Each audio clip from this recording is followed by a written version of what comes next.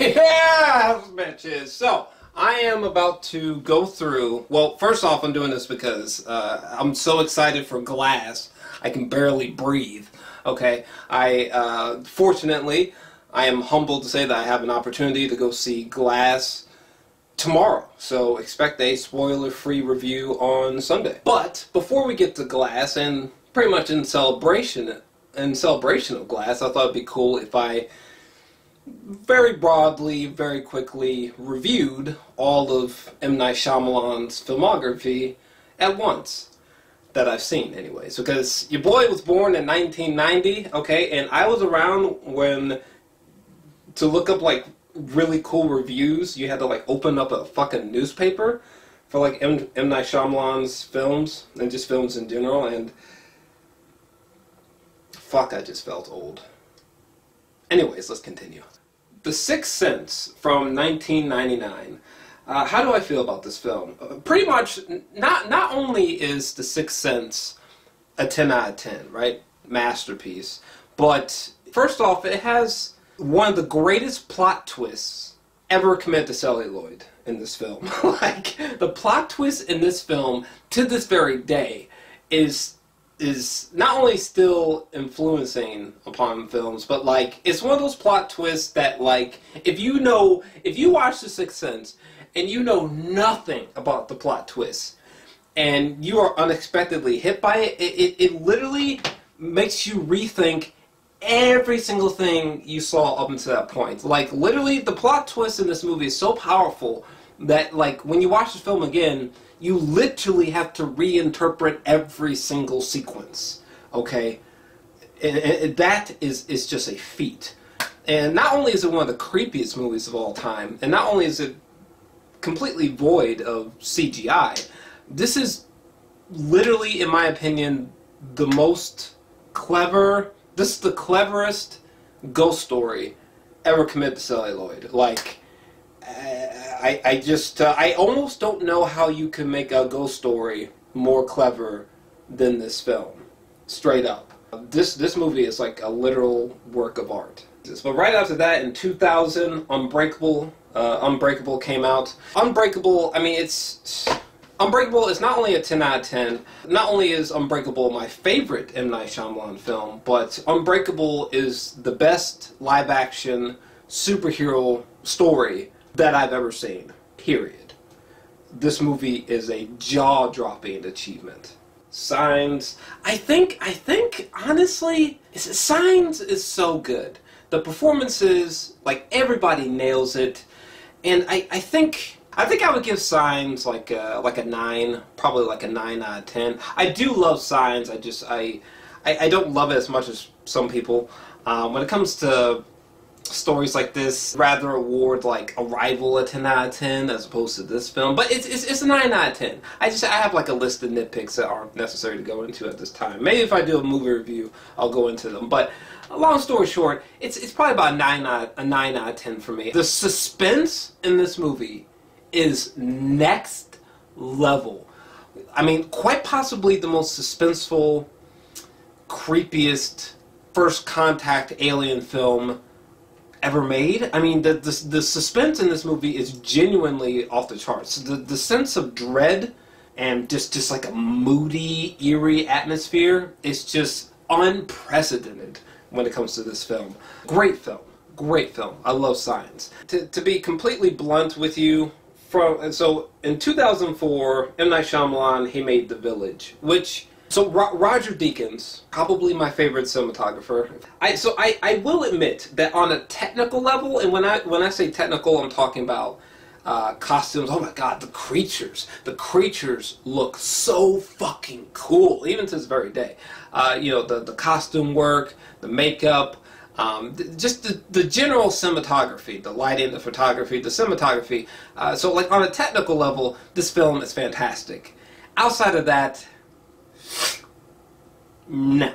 And I'll admit, you know, one of the reasons why I really didn't like The Village is because it was marketed horrifically. The marketing campaign for The Village is just a train wreck. Read up on it. But, so when I saw the film for a second time and tried to view the film with M. Night's original intent in mind, just the plot twist, it just ruins the movie. I'm sorry. I am so sorry. Like, for example, I love Chris Stuckman, and I'm only mentioning Chris Stuckman because, like, Chris Stuckman literally, in my opinion, has the best review of The Village that exists. I feel where Chris Stuckman is coming from when he's speaking about the positives of this film. But even for Chris Stuckman, like, you can see in his face, even when he's talking about the plot twist, he's just like... I mean, there's no denying that the film is not necessarily a complete train wreck, but The Village... no, just the plot twist just completely destroys the film for me. The plot twist is so illogical and cheesy and unintentionally hilarious for me personally. Just me personally, the plot twist of the village just completely derails the movie. Like, the levels of disbelief you have to go to be like, oh yeah, the plot twist is one of my favorites of all time. It's just like, fam, I just know. I really don't like The Village. And to be completely blunt with you, from 2004 all the way to 2015, all of the movies that he directed in that time period are just not good. They're just not films that I enjoy. They are just pretty much all bad movies, basically. I'm just not fucking with any of those movies whatsoever. They are deeply flawed. I don't like... I substantially do not like any of those films, and I don't ever want to watch them again. I'm so serious. In 2016, fuck me, M. Night Shyamalan returned, baby. He returns with Split, which was marketed as like this creepy horror thriller, you know, anchored by this just like this otherworldly performance from James McAvoy. Holy shit. Unfortunately, and I have to say this because Unbreakable it's just so dear to my heart. Unfortunately, one of my buddies, he spoiled a large aspect of the ending to Split, sadly. I thought that there was just going to be like a shout out, sort of like a really aggressive, really thought-provoking Easter egg, you know, that like gave a shout out to Unbreakable at the end of Split. I had no idea that Split was an incredibly strange sequel to Unbreakable. Like, literally when the theme song came on from Unbreakable at the end of Split, I was just like, what? I thought there was just like a... Like, what's happening? And then, like, when we see, like, Bruce Willis, it literally took for me to see Bruce Willis at the diner for me to be like, oh my... It's... Wait. It's a sequel? It's a sequel? It's a sequel to one of my favorite movies of all time?